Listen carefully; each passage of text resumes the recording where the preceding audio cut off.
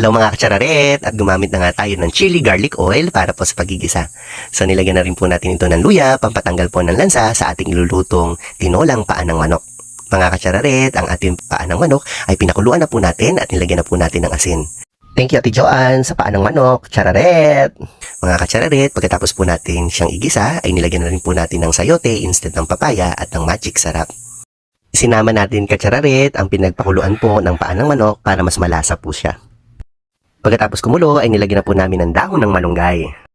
Ito po yung available na gulay po malapit po dito sa aming pinagte-trainingan. Mga katsararet, after po na tong pakuluan ay ready na po tayo sa pagkain.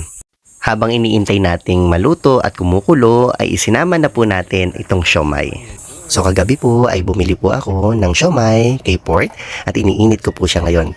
Gayun na rin po ang penoy at balot ni Ka Emily. Ito po ay available sa kanto lamang po ng mag